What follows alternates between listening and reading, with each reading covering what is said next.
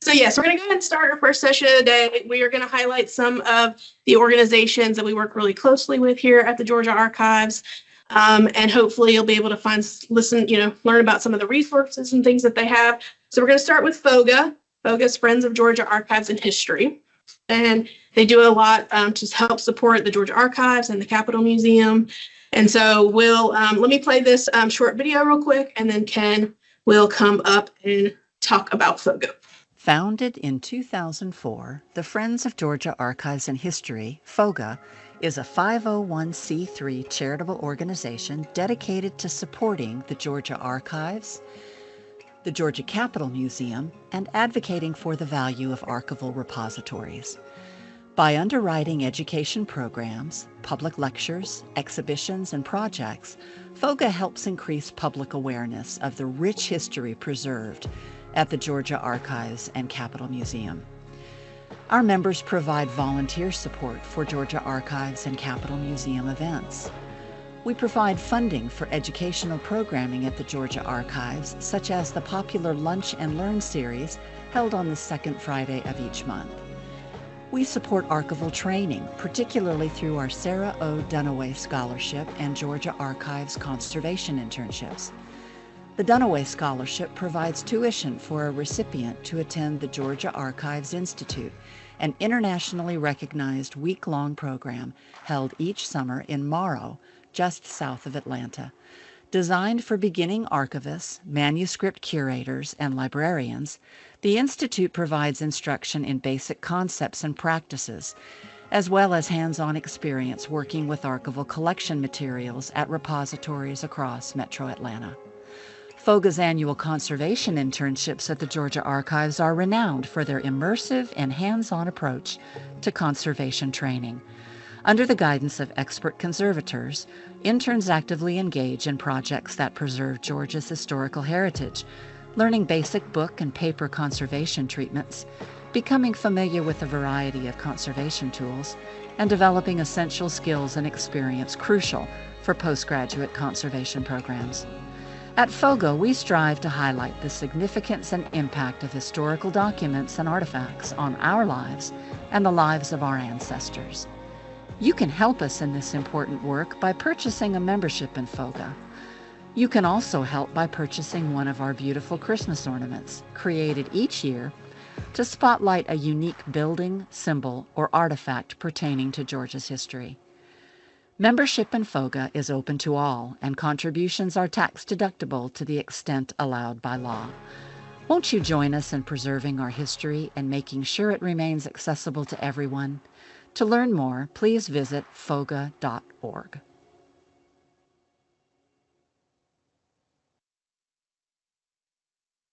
Thank you. And I'd like to ask Ken Thomas to come to the front and speak about FOGAH. Side for you. I'm going to pull up the FOGAH website to further educate y'all about FOGAH. I'm Ken Thomas. I've been on the FOGAH board. I'm now trustee ex officio because I've been on the board so long. At any rate, I got moved to ex officio. Okay, on the website, it covers a lot of our activities. You just saw the video. It's the first public viewing of our video, by the way, that our president, Sue Verhoff, just put together. And one of the things FOGAH's important things for FOGAH is they mentioned the ornament. We're a membership organization, and we have some brochures. We need to pass these around. You'll pass those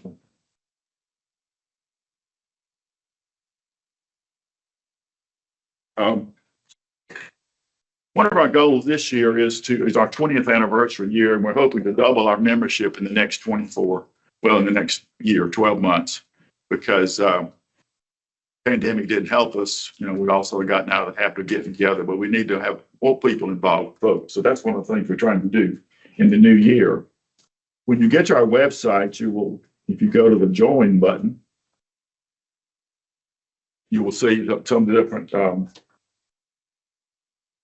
categories of membership. Not sure how we're doing this. I'm used to a touch screen. That's over there. Thank you. So if we go down, you'll see we have various levels of membership like other groups do. And you can also become a much higher level member, especially if you represent an organization, you know, heritage level, legacy level, and that must be the last one. Again, FOGAH is steered to membership. We have a lot of activities that weren't covered. One thing, we call ourselves Friends of Georgia Archives and History because we are involved with the Capitol Museum, which is at the state capitol. You look on their website, you will see all the details of the Capitol Museum. And we got merged several years ago, and that's how we got the ornament, because that was one of the Capitol Museum, and they don't really have a friends group, so that's how we merged the two groups. And so that's one of the activities we do. Let me try to figure this out again, where we're headed here. We go back up to our ornaments. We want to show you the ornaments.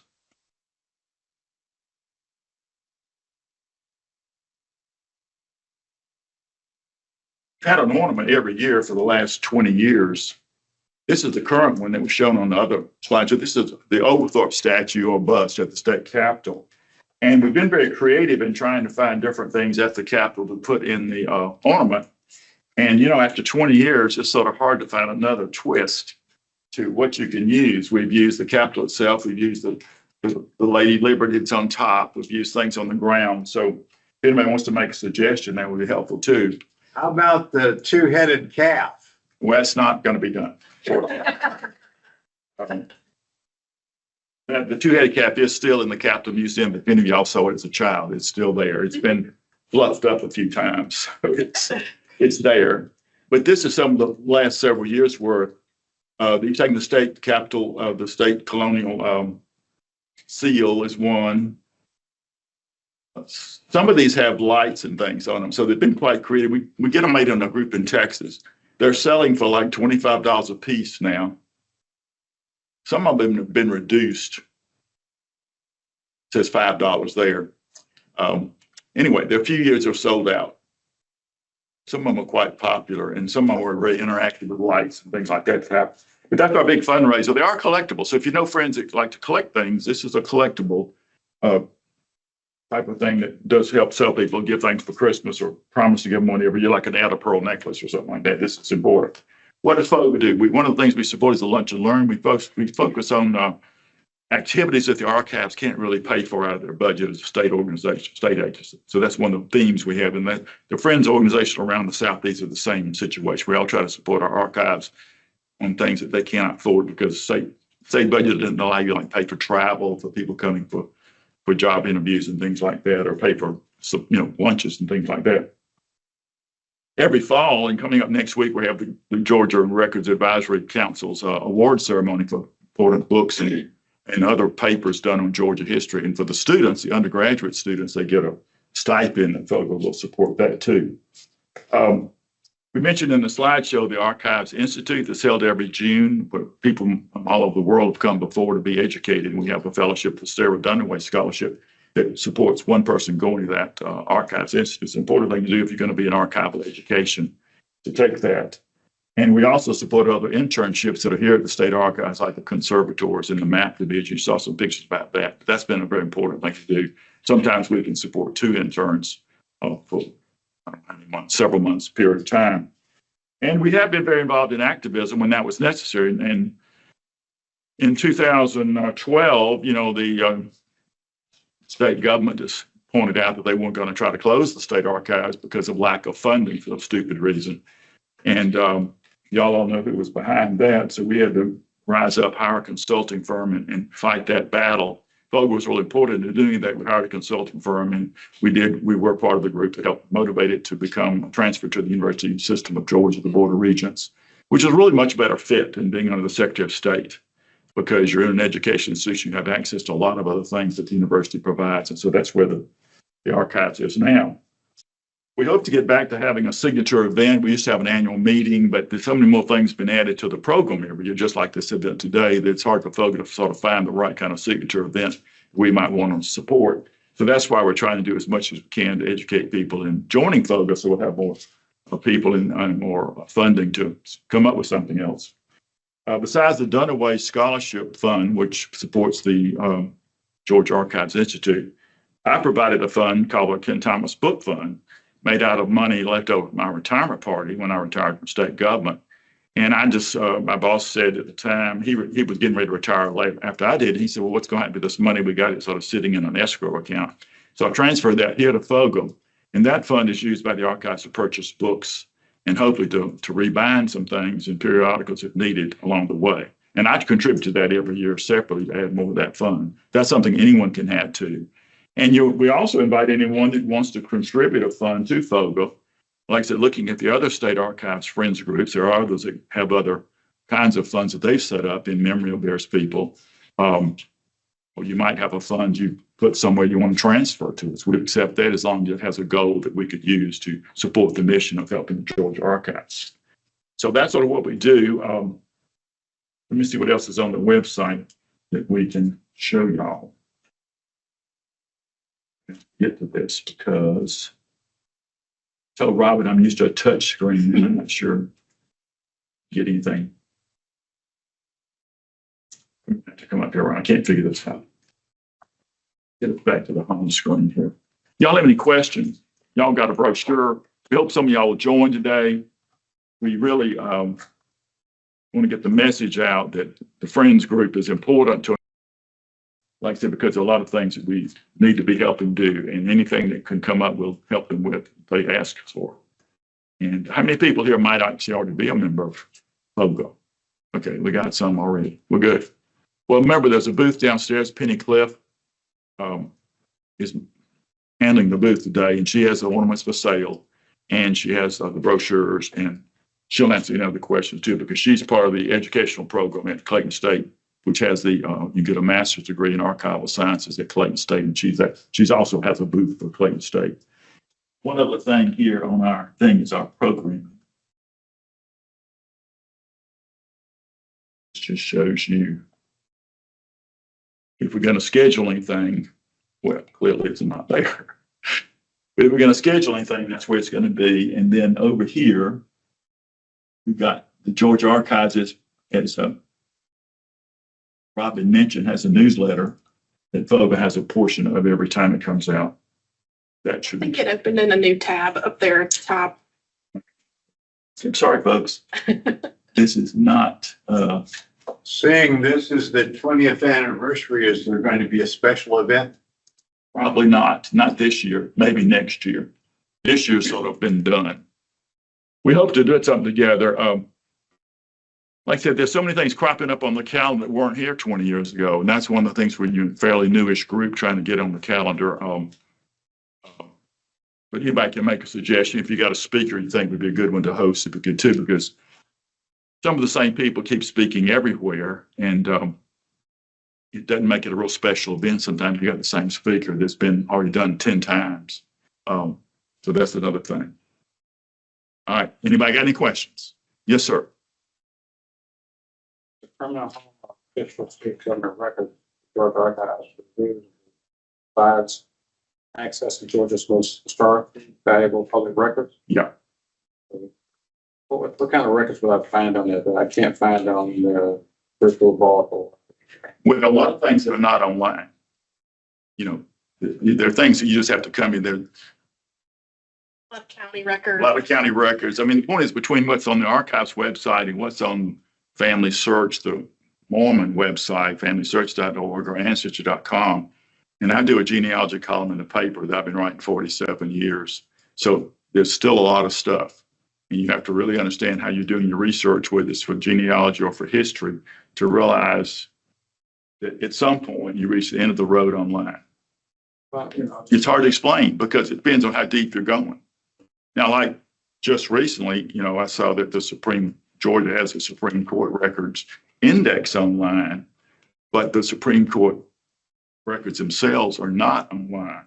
You still got to come here to look at them. Now, they may be getting them ready to be online, and some things come up online that they don't necessarily put out a bulletin saying, oh, by the way, happy days, we've got this, because they're working all the time. That's another thing FOGAH can in the future help to support is some of the digitization project. The archives gets help from ancestry.com and groups like that come around, but you never know, depending on how deep your record. Now, one thing they've got here, they have the loose papers of some Georgia counties, like Jasper County. which is over in Monticello, Georgia. Well, all those records, Jefferson County, where my ancestors were down in Louisville, Georgia, tons of records. Those are not online. So if you get, they're not in the courthouse, they're here in the building. So Those records will be here in this building. they're in the building. And, you know, they're not in the courthouse. They're never going to get back to the courthouse. They're here. Now, if you go to North Carolina, they have digitized all that, but not here in Georgia. So the point is you just don't know. And it just depends on which way your research takes you till you find, you know, information that's not digitized. And, sir, you're not talking loud enough for me to hear. I'm sorry, legal records and things like that, or There are a lot of records on Hancock land County. disputes and things like that, or It land records. just depends on what you're working on. And the staff here in the research room will help you look at what's, you know, what your topic is, what county. It all depends on the location. You know, there've been some courthouse fires, so some counties don't have nearly as much. Like I said, some counties are brought in. Off the top of your head, does Federal or Tolliver County, that's it? Well, they didn't get started until 1827 or something, so they're not as old a county as it could be, but their records have been microfilmed and they would be digitized on FamilySearch.org. That's the Mormons' free site. You can set up an account there and look at the records. The Mormons have recently done a full search text search item on their website that helps you figure out. You can actually search that much easier than ever before. Now, what the program was when the Mormons came through in the 1960s, 50s, and 60s, their goal was to microfilm up to 1900. So anything from the 1900, 1910 on has not been digitized or microfilmed in most places in Georgia. So that's why you got to sort of know where you're looking for, how far back you're going. So I don't like to research, maybe it's just not your fault. I know a lot of stuff on Never mind. Yeah. Let's just say there's a piece of property that my ancestor occupied in the 1940s, and I want to trace it back to. You would probably have to go to the courthouse in Tolliver County to look at those deeds back to 1900. Anything before 1900 is going to be on microfilm. But you can see on the film here, and they have the cards from the film on the virtual vault, so you could actually see what's been filmed. And it might say up to 1910. It won't be much later than that. Show changes of hand. Yeah, but that the point is the more recent deeds up to the 40s, like if you know that far back, you've got to go to the courthouse to look that far up and then come here or go online. What's online would be the same thing. The deeds would be online. Now, Fulton County here in Atlanta, they're online up to 1910 also. Now, if you want to have a real interesting trip, is go to the Fulton County Courthouse, go through security, and they have the deeds set up in separate rooms by decades. So every courthouse is an adventure. Tolliver County being a very small place, it's probably pretty easy to go down there and visit and see the stuff. If you knew the citations, you could order a copy probably through their courthouse. But now, if you go to North Carolina, they have put all their deeds online at the courthouse level, and then you go to their website. So it's a different, depends on the state. All the courthouse clerks in North Carolina got together and they digitized all their deeds up to some recent date. So it just depends on what state you're in, what's happening, what program's going on, what project. How do we get Georgia digitized? That's a whole nother question.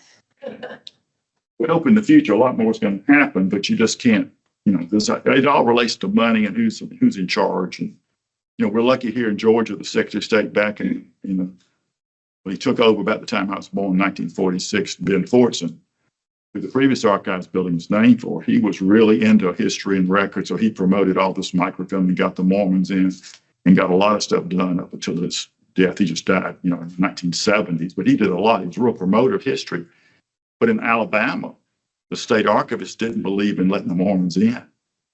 So over there, they didn't do anything till the 1980s, so they were way behind. And so they don't have nearly as much on their websites and in their microfilm and digitization as we do in Georgia because they started so much later.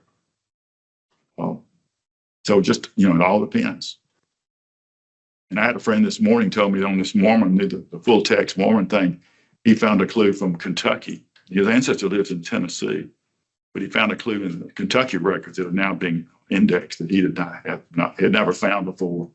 And so this is an experienced researcher. So that all these people are discovering things.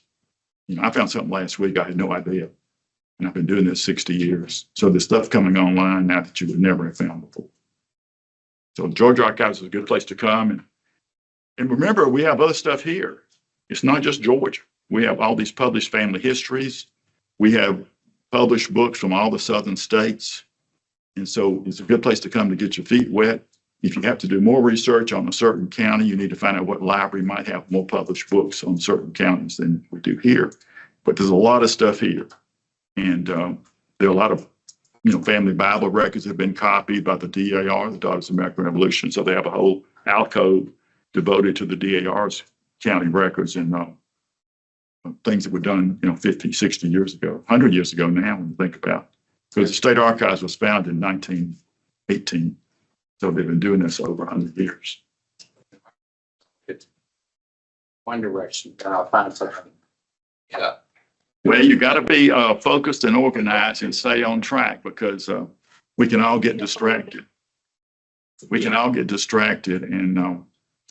so that's why you got to set your goals in any kind of research project and always say come back because sometimes it's too much to look at. And you say, I need to come back and pick up again. All right, we'll hope some of y'all will join FOGAH today and look at our ornaments. You don't have to join to buy an ornament, but they look great on your tree. Take care.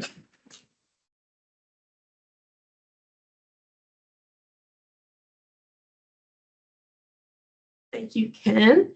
Next, I'd like to ask Madeline Nix to come forward and talk about the Georgia Genealogical Society.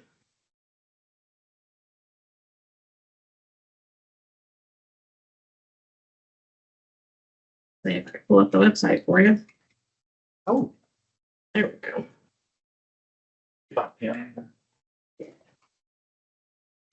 Commissioners. there's a pencil. It's my pen. What? Yep. Thank you. Thank you. And see, Ken is very good because Ken is technology knowledgeable. I am technology challenged. So you can enjoy the screen, but I'll be working from notes. First, let me say good morning. Glad to be here.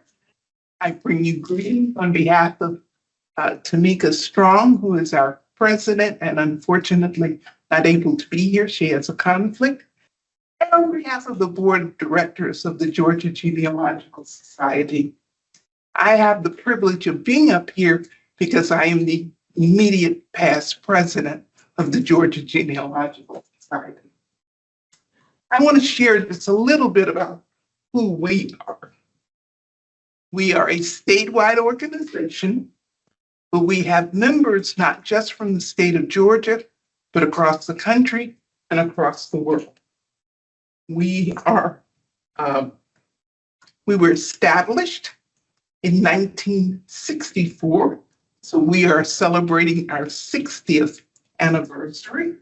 And we were established as a friend of the Georgia Archives. So we partner with them. We are delighted to be in affiliation with them. Our purpose, our mission, is to raise the standards of genealogical research. And we do that through a number of ways. One of which is our educational programs. We have quarterly programs and we have them across the state.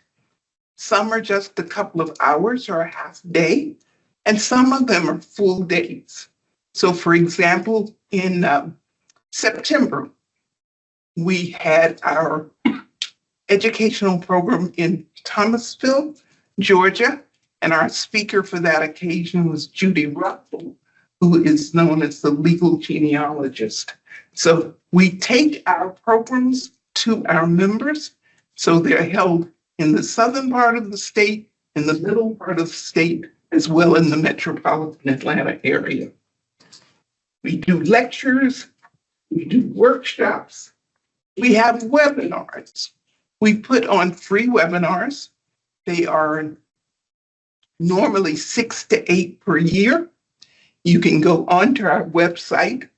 I can't take you there, but you can go onto our website and you will find a list of the webinars.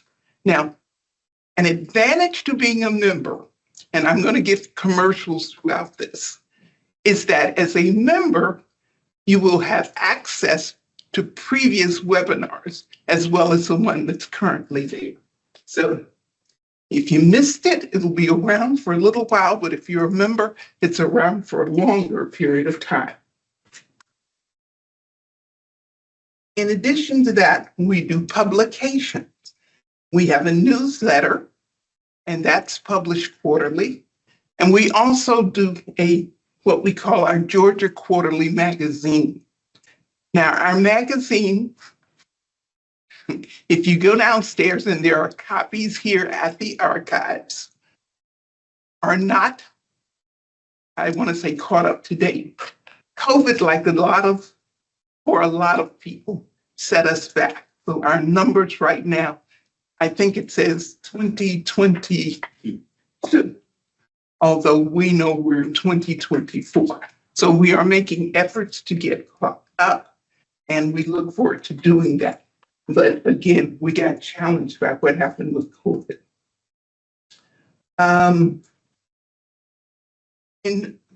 Also in reference to our publications, we have publications that are prepared by our members.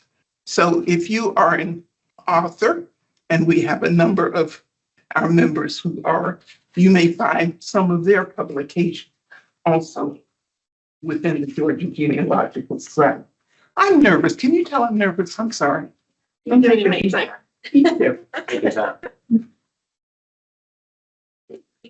Take a breath. Count to 10. That's 2 short hands. Okay. I talked to you about our purpose, raise the standards, 60th anniversary. Oh, another commercial for our 60th anniversary.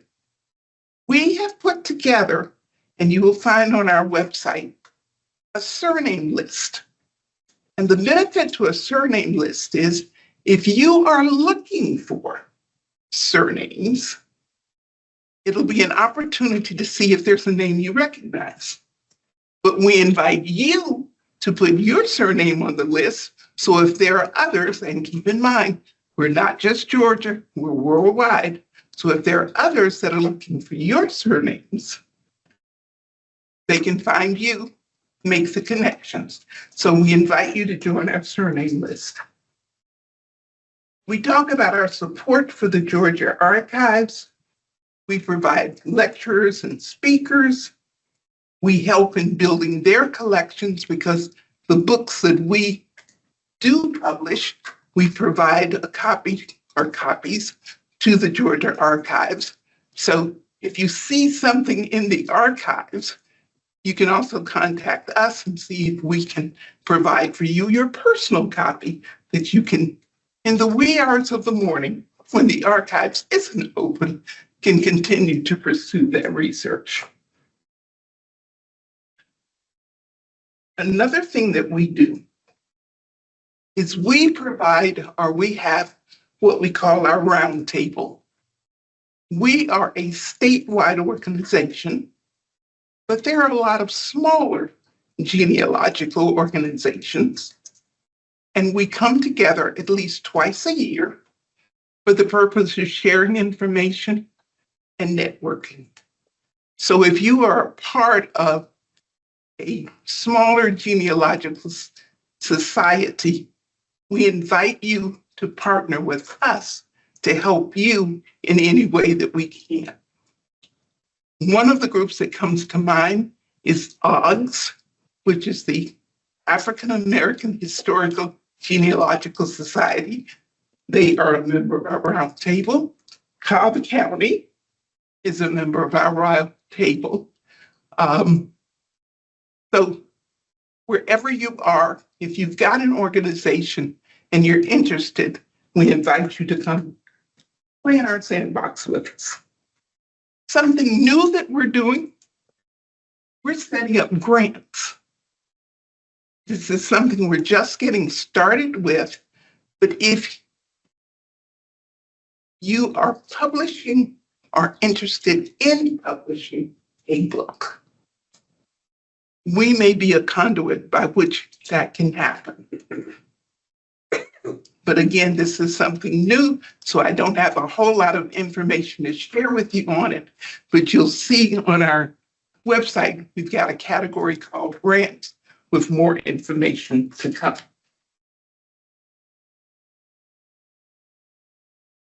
If you enjoy learning, and a webinar, which is about an hour or so long, isn't enough time. And our lectures, which may be anywhere from 1 to 4 hours, isn't enough time. We have another opportunity for you. It's called the Institute of Genealogy and Historical Research, or IGHR. IGHR started at Sanford University in Alabama, and in 2016. I'm just going to go click on the IGHR button for you, if I can find the mouse. In 2016, the Georgia Genealogical Society acquired IGHR. It started out as it is a 1-week institute. And initially it started out as being in person. COVID hit, we had to pivot. And so it became a virtual institute.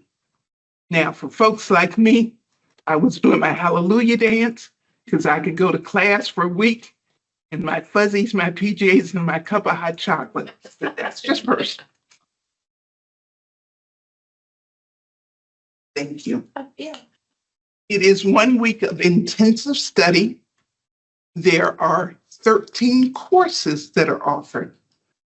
It is for anyone from beginner to advanced, researcher, experience. It is provided our faculty are nationally recognized lecturers and speakers. If you say, gee, Madeline, what does that cost? May not be in my budget. Keep in mind that we do offer scholarships. So check out the scholarships and see if you are eligible, but that may be an opportunity for you. Our next institute is going to be held July 27th through August 1st of 2025. So you want to put that on your calendar now, start budgeting toward it, and we look forward to seeing you. One more time again. July 27th through August 1st, 2025. Again, I tell you, I'm technology challenged, but if you're a Facebook person or on any other social media, you'll find IGHR as well as GGS there. So you can follow us on Facebook. Yes. That course of class is going to be in person on the web. It's going to be virtual. Thank you for asking that. We went virtual in 2022, I think. 2021. 2021. Thank you, Meg. And we are continuing that right now. We have found that our members and non-members, those who attend, like it for a number of reasons. One of which is in person, you had hotel expense, you had travel expense, you had eating expense, other things that when you're virtual, you don't have. So we found that people enjoyed that aspect, and we are continuing to do that right now. Not that we won't ever go back to in person, so caveat, but for right now it's virtual. Yes. Sorry to keep interrupting, but that course is tantalizing. You access it through this website? You can access it through this website under IGHR. It will get updated. There are 13 courses we had this past July. There are 13 courses coming up for next July. I'm not sure all of them are listed at this time, but we will update it to let you know what those courses are. But they want a wide variety. Maggie, any jump to your mind? There's, every year there's a different African American. They teach different subjects each year. There's always usually an Irish genealogy class, DNA, writing and publishing is usually one, writing and publishing for genealogists, Land records, methodology. military. They vary each year, so we don't have the same classes every single year, but those are examples of the classes. And again, it's listed on social media as well. So if you want to sign up there, I'm going to put in a commercial for the Georgia Genealogical Society. We invite you to become a member. We will have information downstairs at the table where I'll be seated. We invite you to also become a volunteer. When we had lots of these kinds of in-person, we had the opportunity to get to know you and to share with you and to find out what your desires and experience is. And we could find something specific to what you like to do that you could bring to the Georgia Genealogical Society. It's a little more difficult now because we don't have as many in-person opportunities, but we're always looking for good volunteers. So I invite you to become a member. I invite you to go on our mailing list. And I can't think of anything else I want to say right now. So I'll open it up for questions.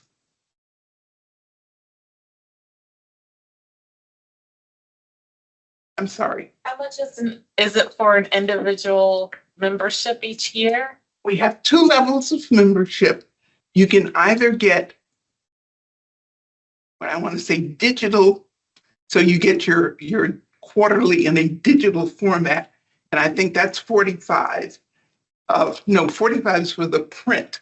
40 is for the digital. So it's either $40 to $45 a year.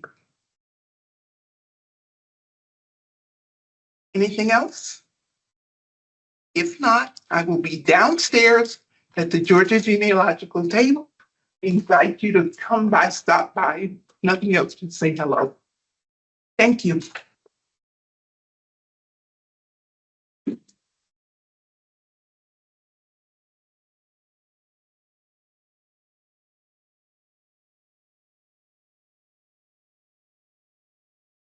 Thank you to Madeline. All right, we're going to ask Maggie Thomas. Well, she is president of the Cobb County Genealogical Society. Things to pass out to. I made a little PowerPoint presentation, just a short one. So mostly it's screenshots for our website, and I'll go and explain the different pages here. Oh, okay. Thank you.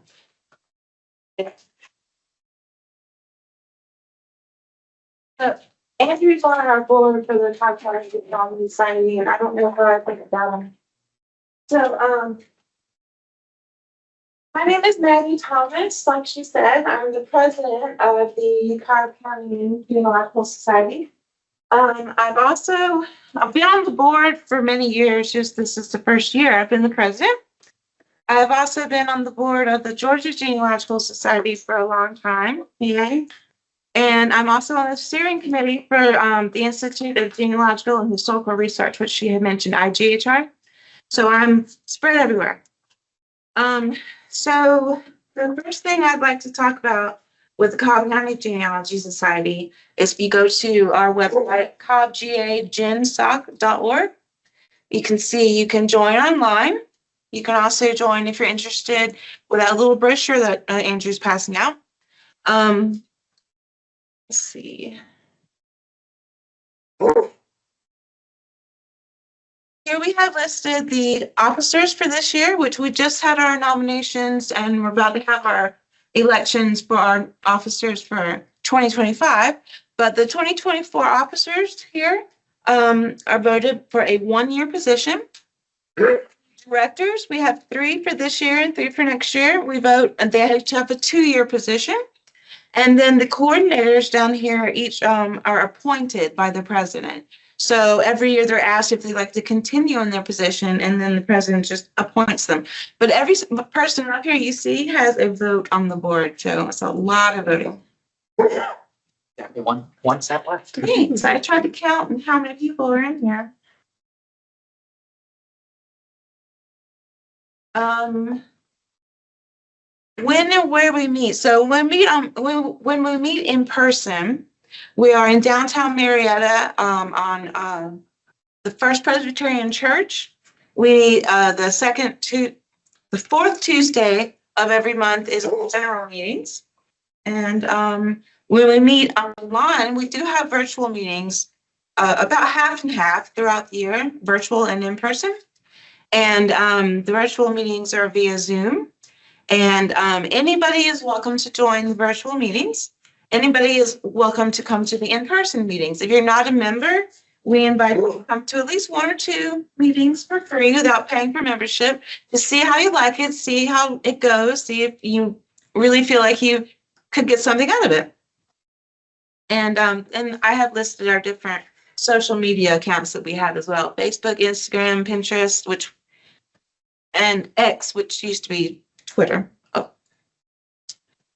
So the main thing about Cobb County Genealogy Society that I want to stress is that you don't have to be from Cobb County. You don't have to have ancestors from Cobb County. A lot of us in the society don't. A lot of us board members don't. I live here I live there in Cobb County, but I don't have any ancestors from North Georgia. All my ancestors mostly are from Middle and South Georgia, as well as North Carolina. So I am a member of the Cobb County Society, but I'm also, says why join a genealogy society? I'm also a member of many others local. I'm the Central Georgia Genealogy Society, the Coastal Georgia Augusta Society, and Georgia Genealogy Society, and North Carolina Genealogy Society. So just because you don't have anybody from Cobb and you think, oh, they can't do anything for me, the main thing about joining a local society is that the networking, the talking you can do with other genealogists, the learning you can get from other genealogists.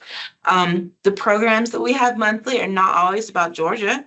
The programs we have monthly are on a wide variety of topics. So don't let it deter you if you're not from this area. And if you don't join the Cobb Society, join any local society that you can, and you're definitely going to get something from it. So here we have benefits of the membership in this society. And then down here, one of the benefits of being a member is that you get a members only area on the website. So you log in with your email, your password as a member, and you get access to all of our past newsletters, all of our past quarterlies. We have an obituary index that we work in conjunction with the Georgia Room at the Cobb County Public Library System. That's their genealogy room. Ancestor charts is kind of like a surname list, but it just goes into a little bit more detail. All the members of the society, as they can. I'm not even sure I'm in there actually, but as they could, they put their ancestor charts online so you can see who you're related to and that kind of thing. So you can just browse through for days on the members only part of the website. Let's see.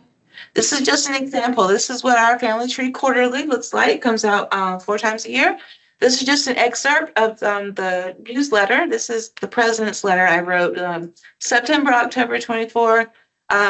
Just examples of what you'll find on the members only section.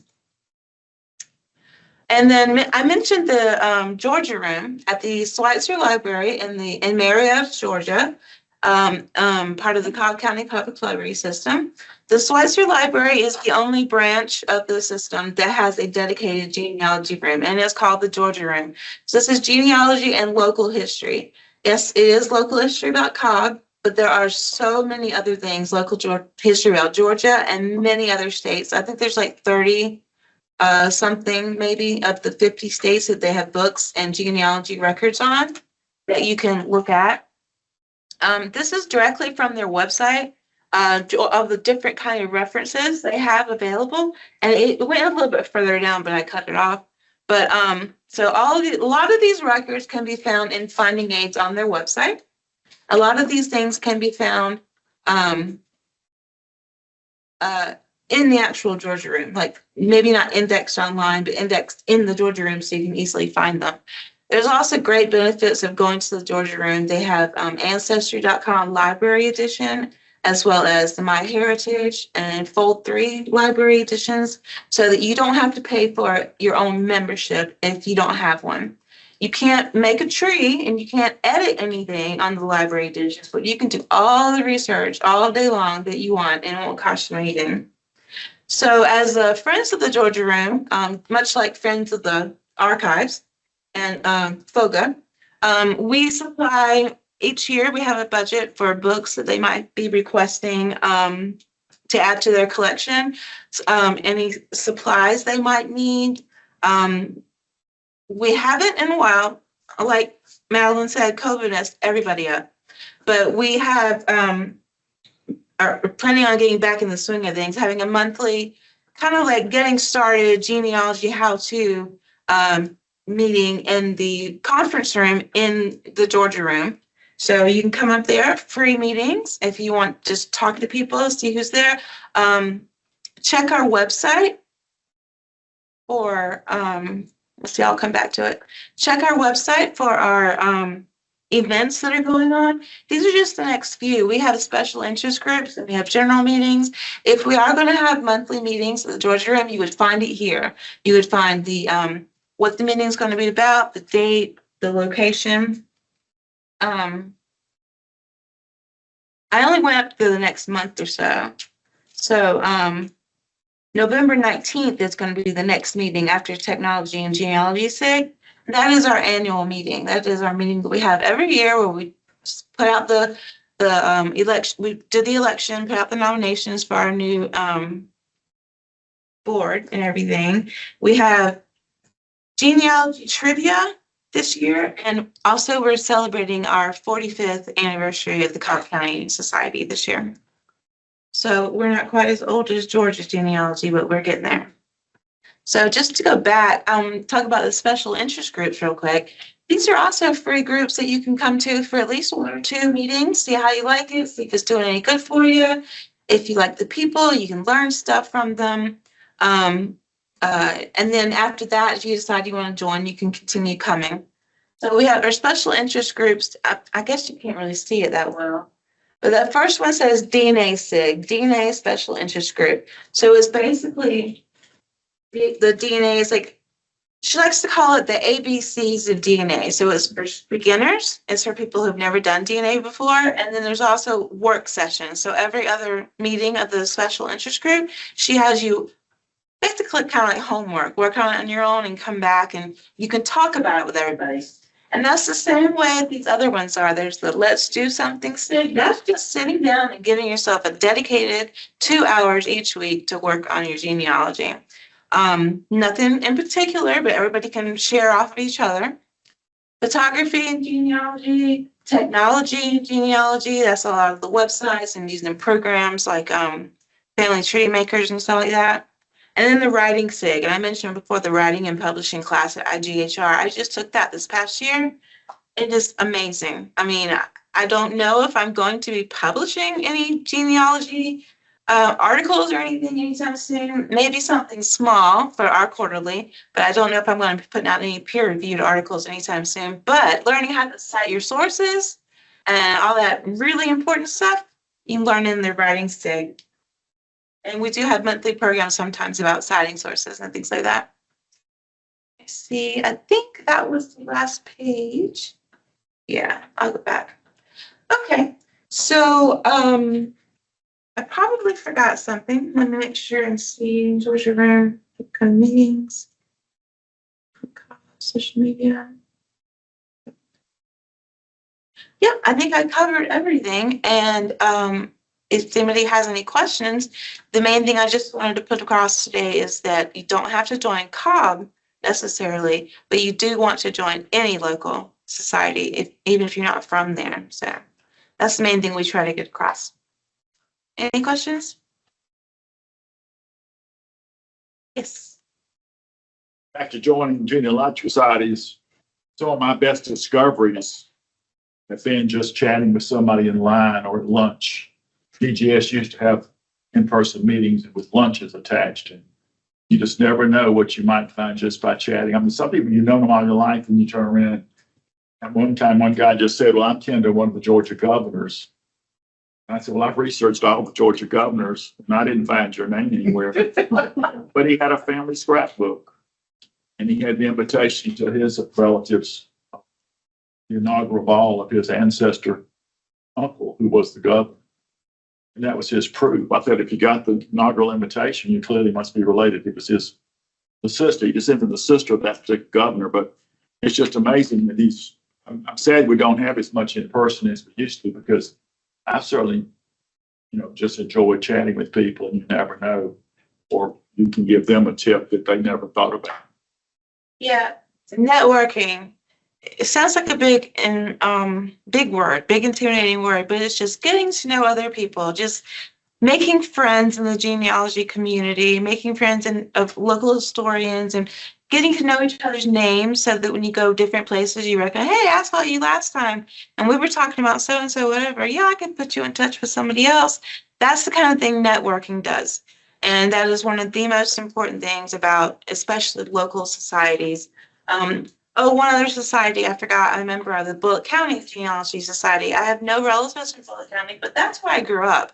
So I currently know a lot of people who live there, and just talking to those people who might have ancestors from there, you get more information than you ever thought you would have on maybe Central Georgia or South Georgia or anything, any other places. So I guess that's it for me. Thank you.